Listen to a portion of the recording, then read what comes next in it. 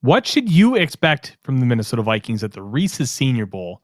For the 5th year, I'm going to be down there giving live reports, talking about everything NFL draft. But there are interesting things that the Vikings need to take a look at. And what does it mean? What are the Vikings going to be doing down there? What are some things that are going to end up making a difference? We're going to talk about all of that and more here on the Real Forno Show.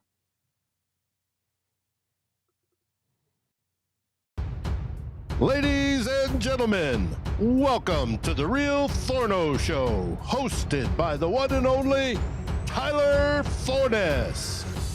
A to Z Sports sought him out to be their Minnesota Vikings reporter and NFL analyst. And he's a proud contributor over at SKOL North's Purple Daily. Tyler is also the captivating host of The Good, The Bad, and The Hungry on the Voices of Wrestling Podcast Network, and a founding member of Vikings First and SKOL. Welcome, ladies and gentlemen, to another episode of the Real Forno Show. I'm your host, Tyler Forness. With me, as always, is producer Dave up in the top left corner. Dave, you and I have had some disagreements over the years, but that ugly thing you have on needs to get off of the air right now. Hey, it's history, baby. History. You're right. It's history because they suck. Boom. Oh, I'm funny. Anyways, welcome to the show. We're here to talk about Senior Bowl stuff and kind of give you a nice little primer for what to expect over the course of the next couple of weeks. All-Star Circuit really has already started. The Hula Bowl was this past weekend. You're not going to see a ton of draftable guys at the Hula Bowl. You're going to see a few, but it's mainly like priority free agent kind of guys. This upcoming couple weeks, Shrine Bowl practices start on, I believe, Friday. And then you're going to have a lot of really interesting stuff down there. They have better prospects this year than they've had in ages.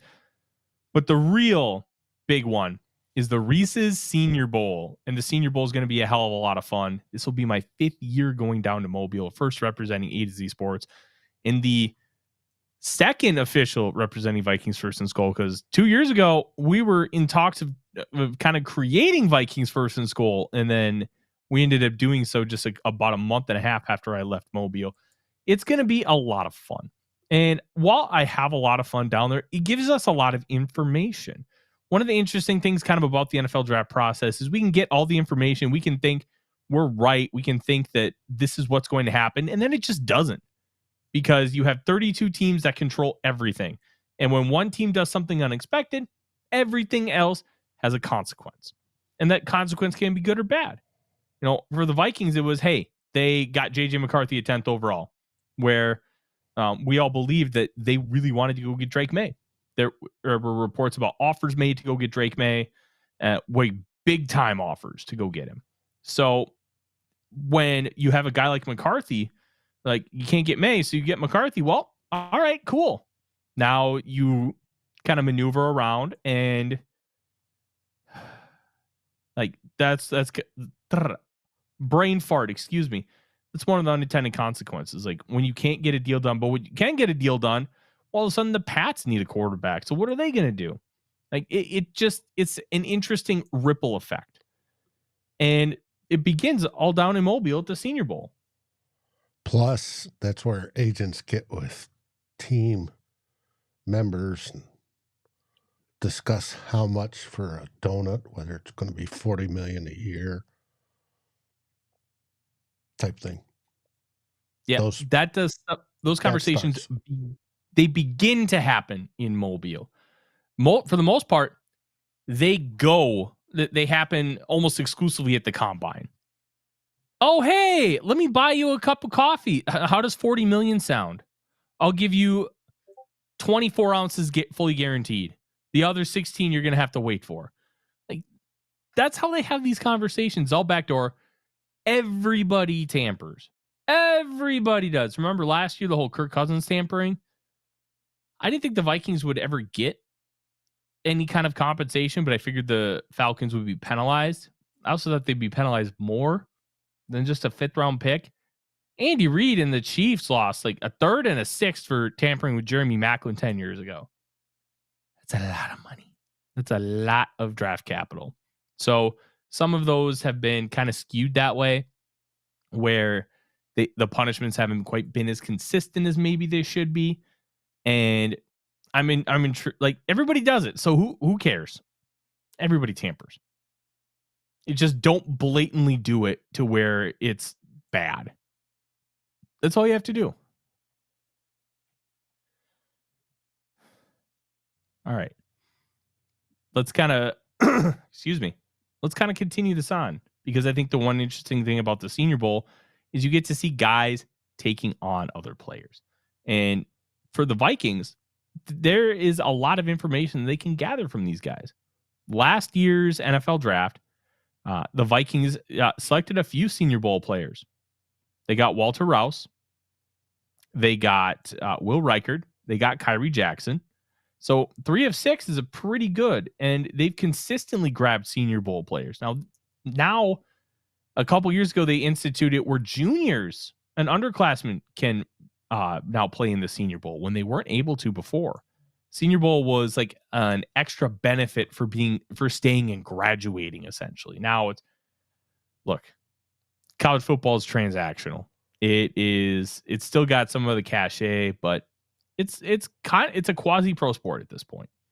And juniors get to play in these games, and I think that's a good thing, because you get more positive prospects. Like, I think the Senior Bowl only has like 12 juniors or something. Like, we're not talking this massive influx of junior talent, but it's enough. They have enough talent to where it matters. And there's some really intriguing players because of that. But essentially, the whole process is really simple. You're going to have 3 days of practice, Tuesday, Wednesday, and Thursday. You're going to have media day on Wednesday, where guys like me get to go talk to all these players for an hour at a time. It'll be split up by team, so American team and national team, and it's pretty easy. It's also going to be really fun to go up and have these conversations with players, try to learn a little bit about ball, learn a bit about their background. And then it'll help us a little bit to try and, with some of our prognostications, just to understand background. Understanding background is such a huge factor to understand, hey, why didn't this player do this? Well, I can be like, hey, was there a reason why? I remember asking Tavondre Sweat this, and he didn't give me an answer. I'm like, how come you played a lot more 3-tech considering like you're going to project to a nose tackle? Was there something that like the coaches just preferred you in that spot and Byron Murphy at 1-tech nose? Didn't give me an answer. He's like, it's just the way they want to do it. And these guys are media trained. They ain't stupid. But I did get a really good response out of him when I asked, well, what have NFL evaluators told you about like how you project to the league? And this is a quote. Just told me to go fuck shit up. They told me that, and it was one of the greatest things I'd ever heard in my life, because that's just a football line. That's just a dude who loves the game. And he was right. And you know what he did for Tennessee? He went and messed things up pretty good. So I think that was pretty cool to see.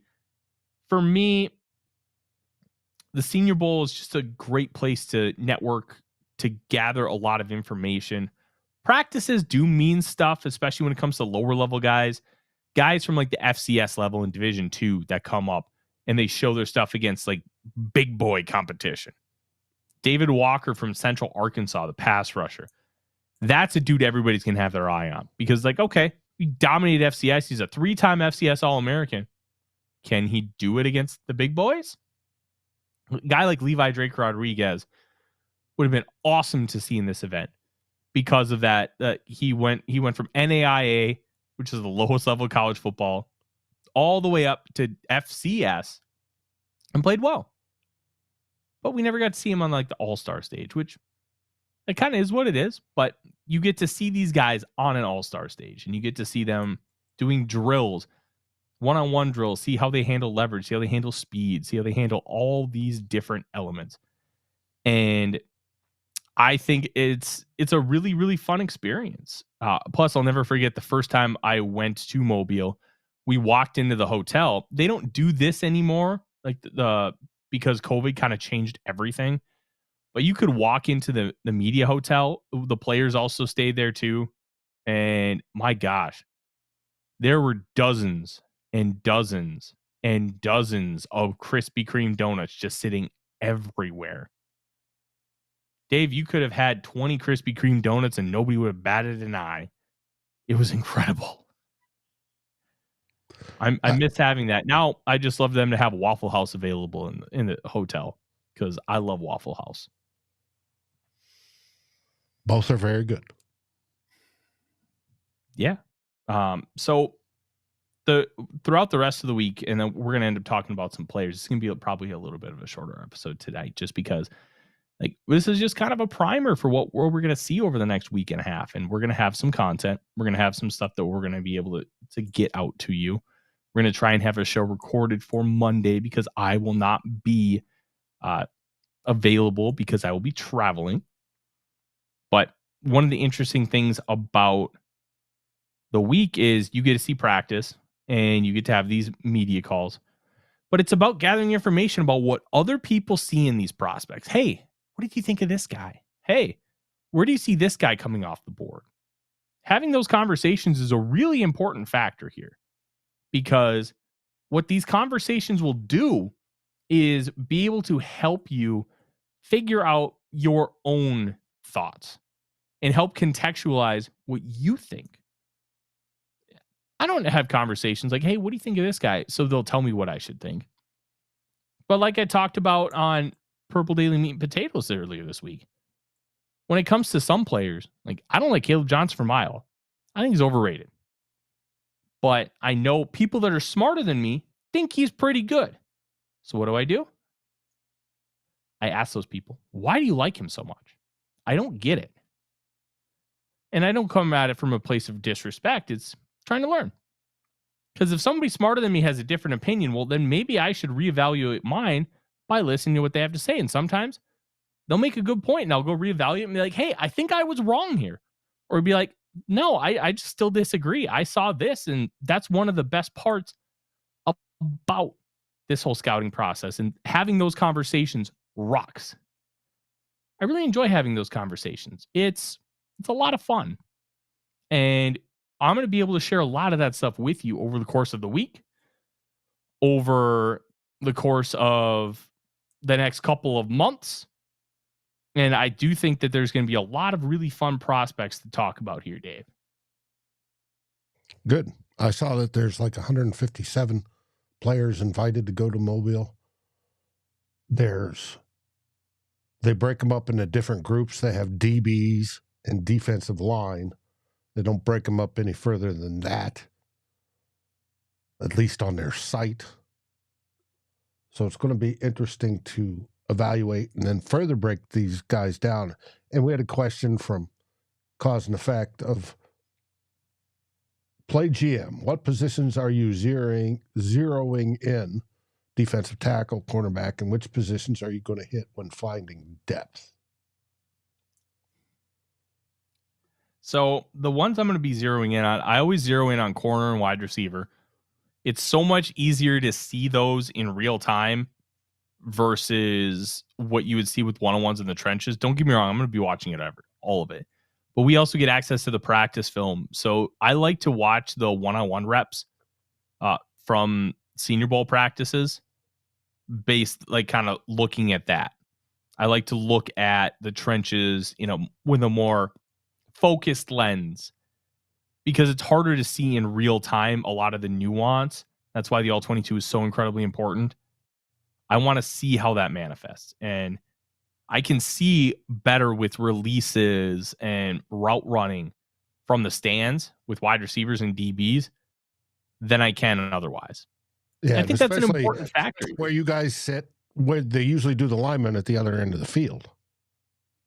It depends who's running practice and how they structure it. I've never seen two coaching staffs to do practices the same, which is wild. Now, on TV, we get to watch when they cut to the big round bellies, as long as they don't cut back to wide receivers and corners. And that's what I like watching. And I'm looking for technique. How does he sit? Mm-hmm. How does he, where is his weight? How does he move? How does he use his hands? On both sides of the balls in the trenches. Oh, yeah. How does he use leverage? Does he get under? Does he stand up immediately? All sorts of things I'm looking for, be it flags or good plays. I'm looking at. Bingo. I want to see those nuances. I do think there's a lot of opportunity to find talented players, talented depth. Running back and linebacker are two positions that you learn almost nothing. You can get a couple of little tidbits, but these practices aren't designed for those guys. Like, you'll see some pass blocking drills. You'll see team drills where they run the ball, but some guys aren't going full bore. I mean, because of course they're not. It's a practice, but they still need to kind of go hard because they're performing for media and scouts and or personnel. Like, it becomes a difficult proposition. And I'm really excited to see these running backs because I think there's a lot of guys that have questions.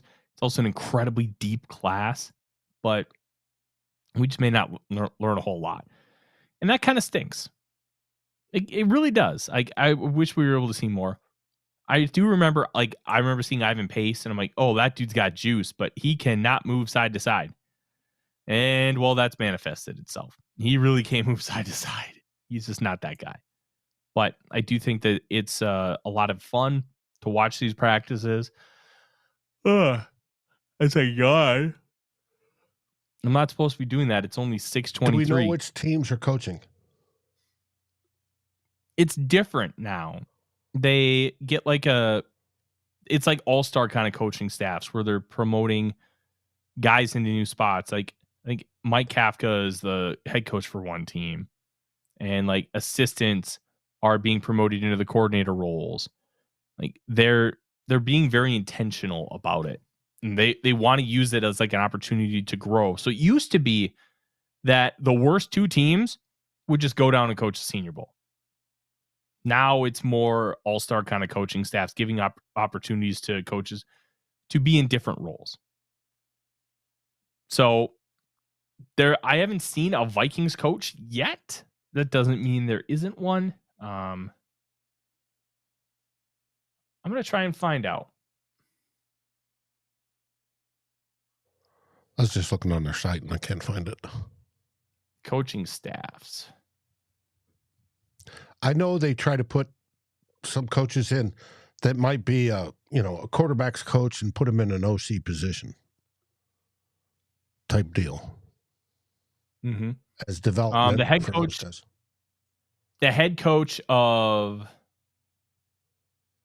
the national team is Giants offensive coordinator Mike Kafka, and the coach of the American team is Cleveland Browns assistant head coach and special teams coordinator Bubba Ventrone. Yeah, it's like the defensive coordinators are like D-line coaches, offensive coordinators is a running backs coach and a pass game coordinator. Special teams is like coaching assistants or quality control. They're giving guys opportunities to grow. And I think that's pretty cool. There are other coaches, but I have not, I don't know where that list is. I know that they've been tweeting all day, different, like how they're splitting up the rosters per team. So, and I know they've been listing the coaches there. Let me take a look. I wonder if there's a Vikings coach in there. Now, we did get a question. Will the Vikings focus on a wide receiver, possible replacement for Addison? Oh, no, Addison's not going anywhere. I know he's not going anywhere, but once he runs out of contract. Yeah, but they're not going to draft his replacement. He's got 3 years left. I think what you're thinking of is, or what the question might be, I think it should be rephrased. When will they start looking for his replacement? Maybe next year, but I'm guessing that they're going to want to extend him. I mean, some of that all depends on, what do you call it? Oh, him not being a bozo. Don't get arrested again. Mm-hmm. But he's going to be suspended this year. That's probably almost given. It all depends on when they finalize it. Right. Whenever the Court legal stick. situation is finalized, that could take another year and a half.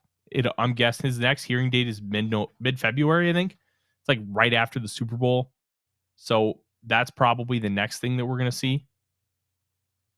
But I don't think that they're going to look to do anything about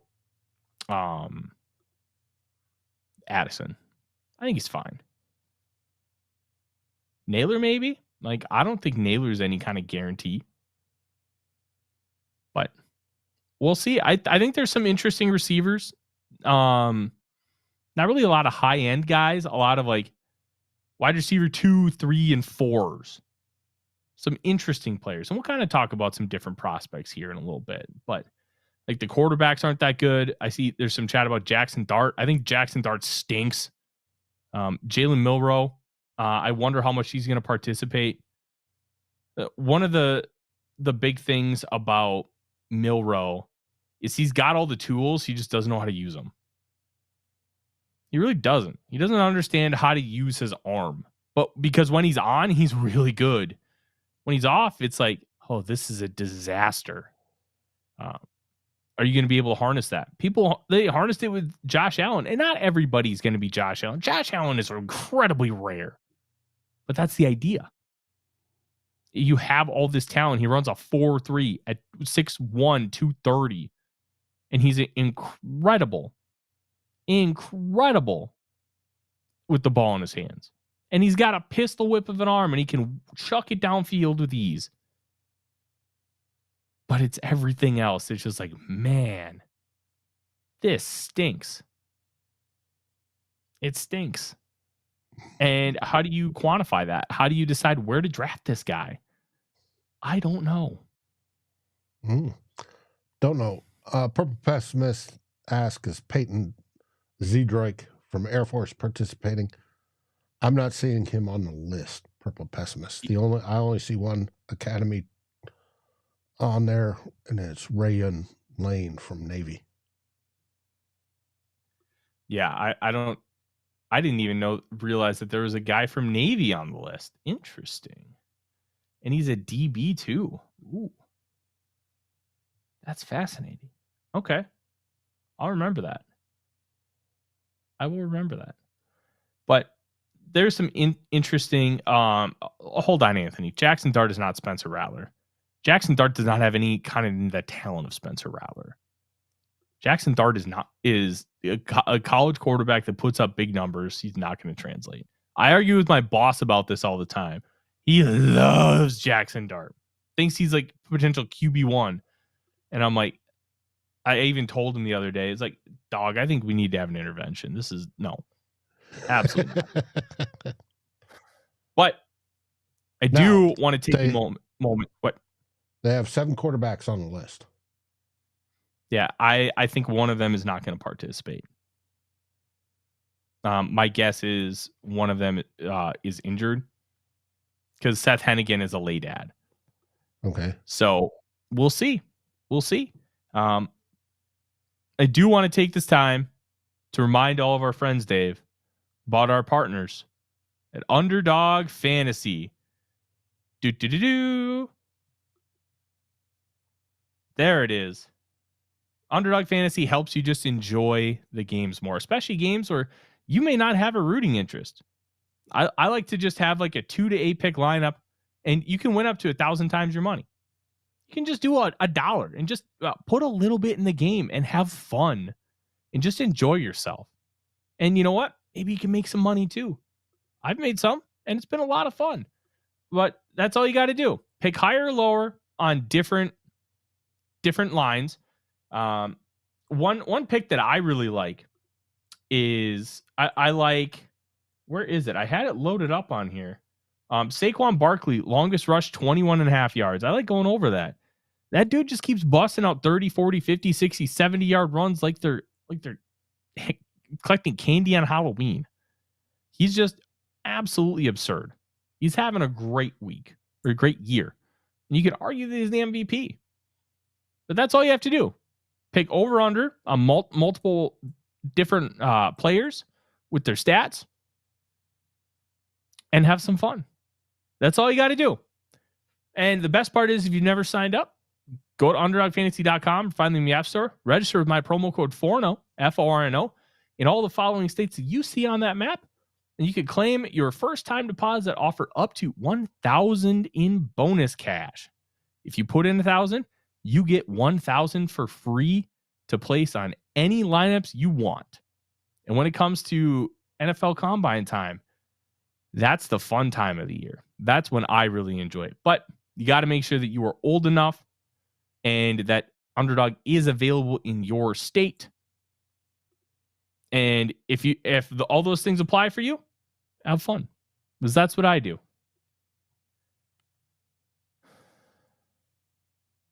Now, let's talk about some interesting players, because we kind of started talking about it with like Jackson Dart and Jalen Milroe.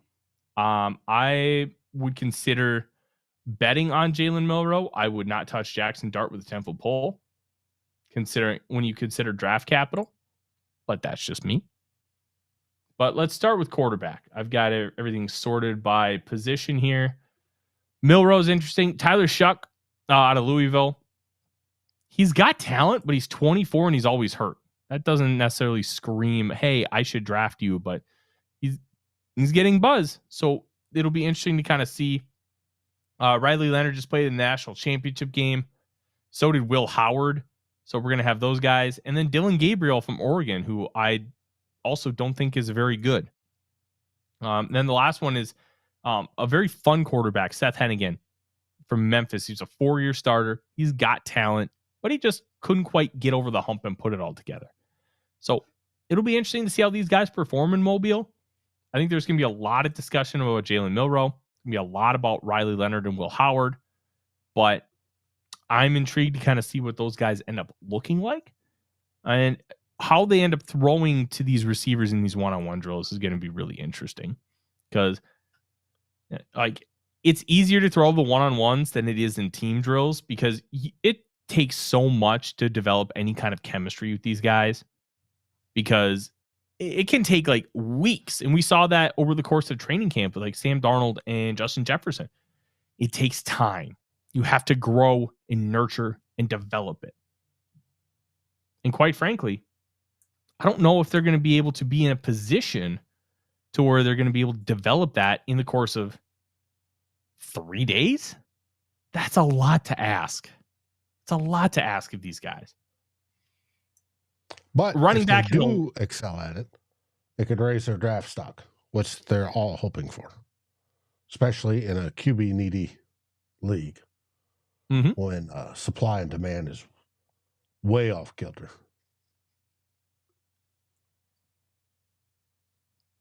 Yeah, absolutely. Let's talk about a couple others. Running backs. Couple that I'm going to keep an eye on. Look, there's a ton of them. I want to see Trevor Etienne from Georgia. How is he going to do with routes? How is he going to do with pass blocking? He didn't do a ton of either of those at Florida or Georgia. So does he have the juice to do that? I want to see it.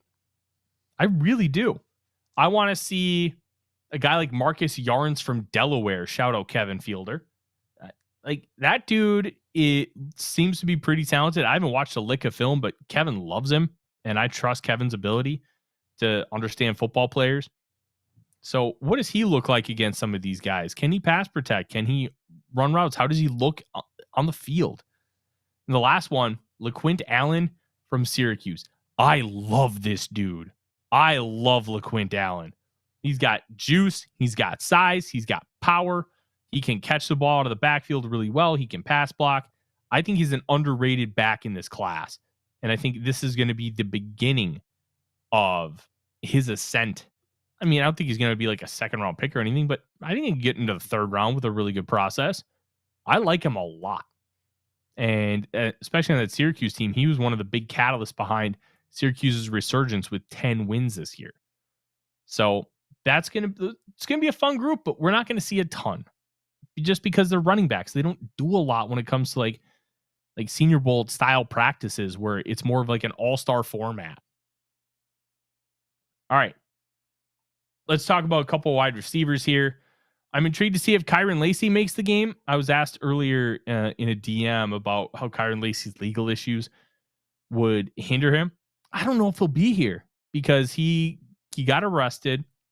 I'm sorry, he didn't get arrested. There was a warrant out for his arrest, and he turned himself in for reckless driving. I think it was vehicular manslaughter or vehicular homicide. I'm not sure how it was framed with Louisiana law, and leaving the scene of a crime. So it was essentially a hit and run. And he got into a crash about a week before Christmas, and it killed a former U.S. Marine and injured a couple others. So we don't know any more details other than that. He did get arraigned. Bond was posted, but there's a lot of we don't know here. And that could be something where Lacey just doesn't want anything to deal with it. And his team's just like, no, you ain't going. So if he goes, I'm going to be really, really excited to kind of see what he can do because he's a good football player. But there's off-field stuff. A couple guys that I'm going to keep an eye on that I think you should too. Miami, Florida receiver Xavier Restrepo. He's kind of like Julian Edelman a little bit. He's feisty. He can do a little bit of everything, but he's best in the slot. And he's going to be way more physical with you than you think. And he's just a guy that you're going to rely on. You're going to want to pepper him with targets because he's just going to catch the tough balls. And I'm really excited about kind of seeing what he looks like in an all-star format. Two other guys, Utah State's Jalen Royals. He's fun. They do a little bit of everything with him. And he kind of runs a similar route tree to how Kevin O'Connell likes to approach the game. A lot of digs, a lot of screens, a lot of slants. They're doing a lot of that kind of stuff with him. How does he look down here? Down in Mobile, I think is going to be good. And Illinois' Pat Bryant, traditional X receiver. Dude can flat out play. So does he have the athleticism where he's going to be able to kind of show everything? Or is he just going to be kind of a one-trick pony because he's a bigger dude? There's a lot of interesting guys here. Tight end might be even more interesting of a group. Harold Fannin Jr. is the one that everybody wants to see. He is built kind of like Brock Bowers as far as a frame is concerned, but he's got a lot more juice. He might run like 4.4. And he was Bowling Green's like entire offense this year. Shout out running back Terrion Stewart. I love that guy. But Fannin can do everything. He can line up at the X. He can line up in the slot. You can flex him out. You can line him up in line. Not really a blocker, but he can do everything for you. And there's a lot of tight ends in this class, but he's the one that's just uber explosive. Jake Brenningstool from Clemson's a good one. Mason Taylor from LSU is very intriguing. Gavin Bartholomew from Pitt has been around forever, but he just feels like a solid tight end too for years and years to come. And Gunnar Helm from Texas. This is a good group. And I think we're going to be able to see these guys do a lot from a position where you maybe don't see a ton, but it's becoming more and more valuable, especially as the running game comes back. The running game is becoming more and more prevalent. And that's going to be big for tight ends. Because if you can block and then you can catch, oh, buddy, that rules. Purple Pessimist asked about Gadsden from Syracuse. He's at Shrine, unfortunately. Most of the Syracuse guys are at Shrine. And man, I would have loved to have Gadsden here. I love Gadsden. I don't think he's a real tight end. I think he's more of a power slot, but I think there's a lot to like there. Let's move on. Offensive linemen. So there's a lot of offensive linemen here. I don't know how many guys the Vikings would be able to target, especially of the better ones, because they have the 24th pick. I'm not convinced that they're going to take an offensive lineman with the first pick. I'm still not convinced that Kwesi Ovamensah prioritizes the interior of the offensive line, especially after this year. So there are two schools of thought. They were so bad at the end of the year that it just needs to be fixed completely. But they really weren't that much of a liability for the first 16 games. In fact, in some games, they were flat out great, especially for how the Vikings were playing. Darnold being in the pocket for 5 seconds and then firing down the field. here's the thing about pressures, and I've said this before. Not all pressures are created equal. That's why you have like the pass rush win rate stat and the pass block win rate stat, which are time-based, which are nice additives when helping contextualize. They were second best in the league in pass block win rate at over 70%. The big thing with pass block win rate is it charts blocks that are held over 2.5 seconds, which was a huge part of the Vikings offense. So how much is the Vikings offense interior of the offensive line was bad versus they were being asked to do a job that was incredibly difficult. And eventually they couldn't do it as well anymore. Plus Darnold's ineffectiveness. So there's a lot of different nuance to that question. Now they need to play better, but how much of it is on them versus how much of it is on what the situation is? And I think that context is interesting. And that context could lead Kwesi Opamensah, especially after his comments last Thursday in a season-ending press conference, to not spend a ton of assets to improve the interior offensive line. Because how much does it really need to be improved? Or how much does Christian Darrisaw and maybe a slight shift in play style with J.J. McCarthy, assuming he gets the ball next year, help that unit? How much will a consistent running game? Because look, Aaron Jones had over 1,000 yards rushing. That run game was never consistent. How much will that help them as an overall unit? So there's nuance to that question. I still think they should sign a veteran right guard and really improve that one spot. I think Blake Brandel will automatically improve with Christian Darrisaw there. And Bradbury, I think you're not going to find better. He's just fine. Like, it just kind of is what it is. So how much will they put into this position? Man, I don't know. But I think the big thing from a Vikings fan perspective, don't go in thinking they need to completely replace the whole offensive line. Don't go in with that expectation, because I think you're going to be disappointed. Whether you believe it's true or not, and you may believe it's true, and you may be right. But just remember that. Just remember all those little nuances and context. And that's why, like, with this offensive line group, I'm not sure who I would want to watch from a Vikings perspective, because will they just take a guard in round one? Vikings fans have been asking for it for years, Dave. But will Kwesi? I have serious doubts. And it usually takes, like I said, unless you find that absolute unicorn, blue chipper, they don't do anything in their first year. They take some years to develop. But it's interesting. I can't stand, though, the argument, hey, we had 14 wins. Everything's okay. They did win 14 games. And I think that's lazy. I think it's, and you're not the only one that's being told this or proposing it. I've heard it from other beat writers, and it's a lazy take when we all know things change every year. We all want to get better. We want to focus on areas that need to be changed and upgraded. Interior O-line is one of those. It's acknowledged, obviously, by Kevin O'Connell. Special teams is another. When you rank 30th, 27th, and 30th per DVOA, there's something that needs to be changed. Now, I'd go coaching on both of them, but again, they won 14 games. Might as well keep it and see if you can do better. Well, it's the same argument we had with Kirk Cousins. I'm tired of it. Let's, always try to improve. Always. Don't settle. And that's where the comments from Kwesi were really interesting to me, because he talked about improvement being a lot of different things and not just going out and finding a different player.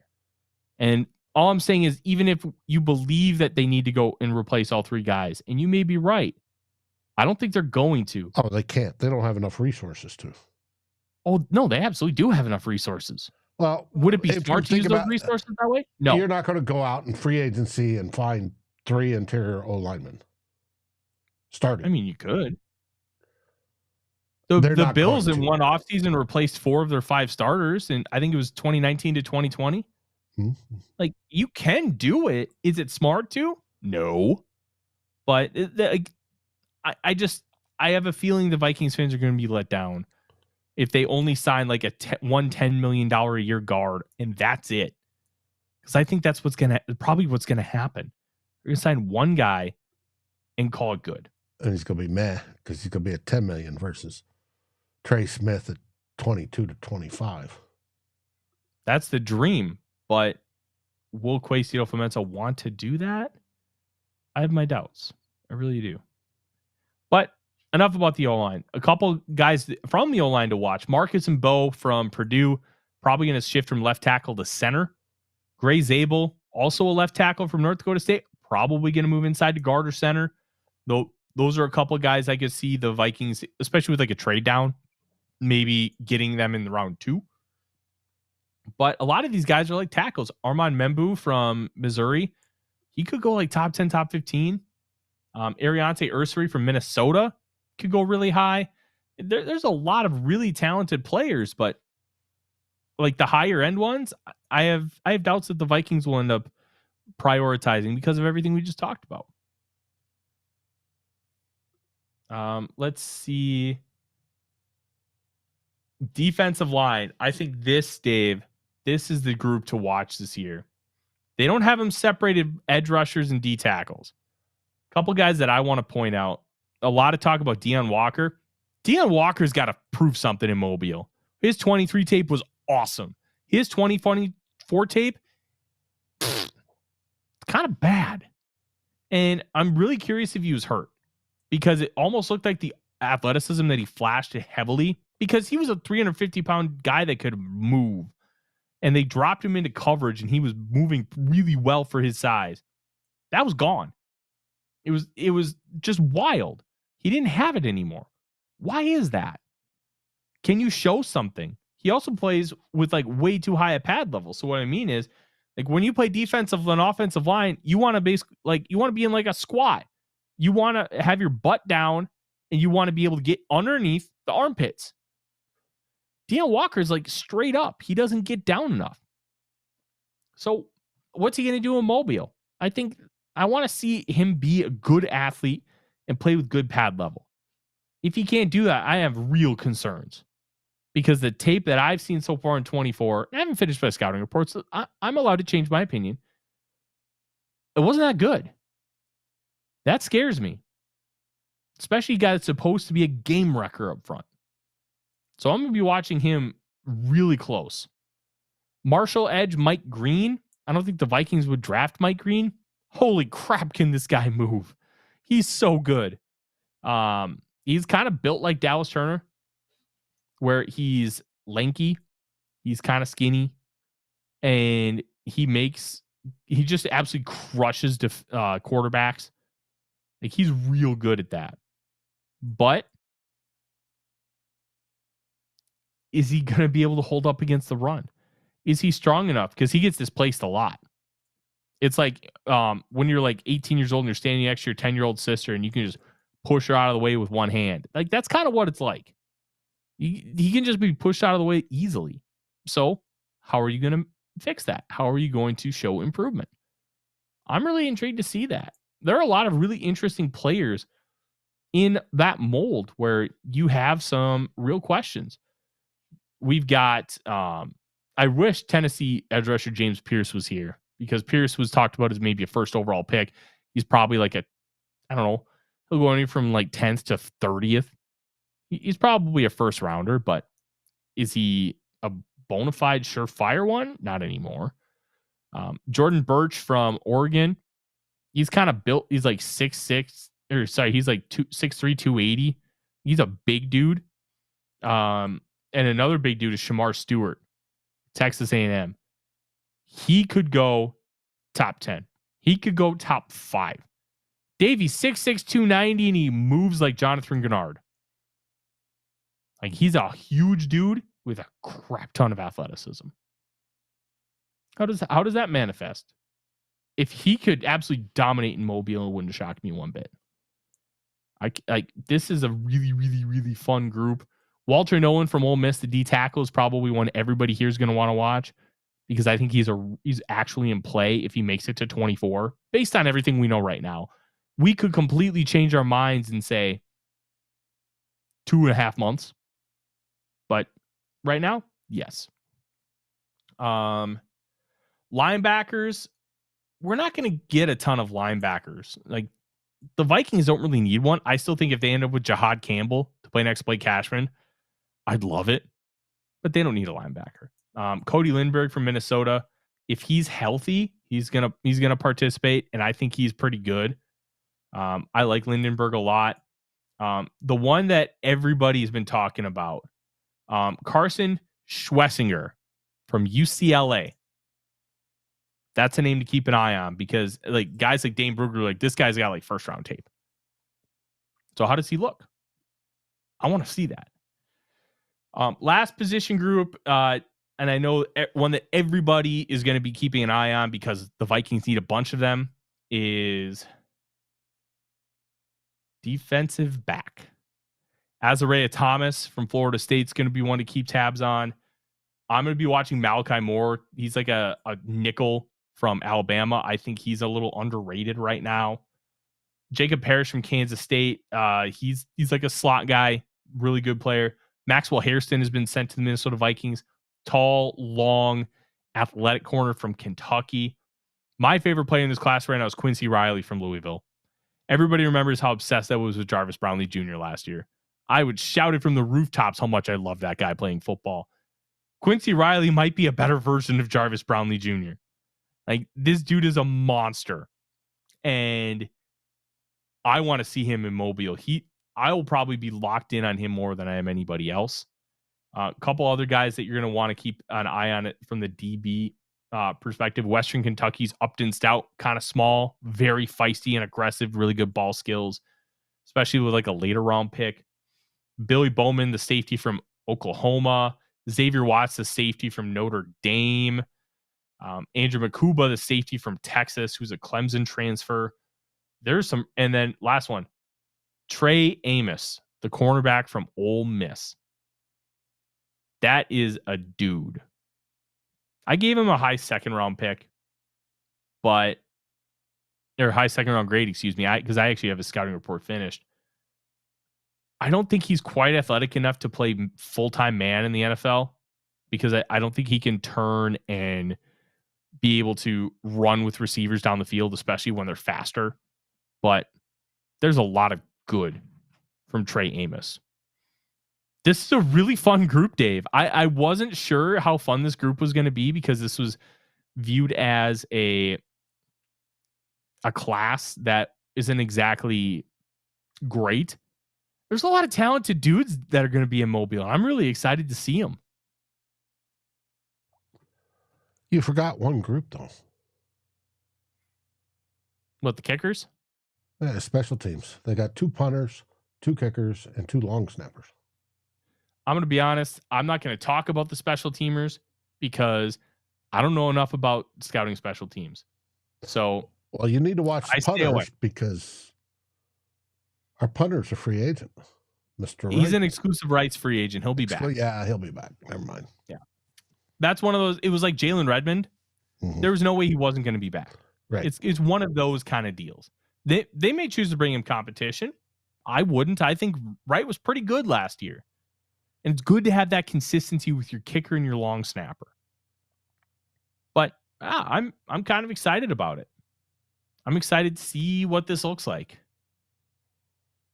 And you depart Monday morning. Then I fly back on Friday morning. What's really exciting is I fly to Pensacola. So I get to drive an hour to Mobile, which will actually be kind of nice. Get to enjoy driving down south for a little bit. Oh, they sent pictures because it's at South Alabama's campus. Right. And they sent pictures of the stadium covered in snow. And I'm like, oh no. Thank God we're not there this week. I would be fine. Be like, this is just a normal day. That snow's probably going to be gone by Saturday because it's supposed to be. It will be, but they're shut down right now because of the snow. Trust me. Mm-hmm. It's extra funny. It's the South. They do not prepare for it. It's the deep South. Especially do not prepare for it. Well, cool. Yeah. We look forward to your reports and reading excited. about Mobile next week. It's going to be a lot of fun, Dave. It's going to be a lot of fun. And we're going to have a lot more for you over the course of the next couple weeks. I may be doing some quick podcasts while I'm down there and not YouTube stuff. So you're going to want to go subscribe to the podcast feed, because I can do like short little podcasts and like little updates for it, but can't do that for the YouTube channel just because of all the stuff that I do for A to Z Sports. Gotta be fair to them and give them the short videos. But we're gonna have a lot of good stuff for you anyways. And you know what? We're still gonna be going on Wednesday. Time to be determined, depending on a lot of different factors. Dave and I will fully communicate with you on that. We'll have a show at some point on Monday, and that will be not live, but it will be here. And don't forget, 2 old bloggers on Saturday. AFC and NFC championship games on Sunday. And last thing we'll talk about, Cause and Fact asks if we need competition at kicker, or do you brush off the strange misses? Look, Matt Daniels talked about it in a press conference. He was just he was hitting the ball. He was just missing. And sometimes you don't really need to change your process. It just happens. They'll fix it. He still finished with an 80% hit rate, I think. And most of his misses were above 50. I'll take that from a rookie. They'll get that fixed. But thank you guys so much for watching. I'm Tyler. He's Dave. SKOL Vikings, everybody. SKOL Vikings. Like, subscribe, and ring the bell to get notifications. It helps us grow this community that we all love, our Minnesota Vikings. And on behalf of Tyler Forness and myself, Dave Stefano, thank you so dearly for watching the Real Forno Show. SKOL, everyone!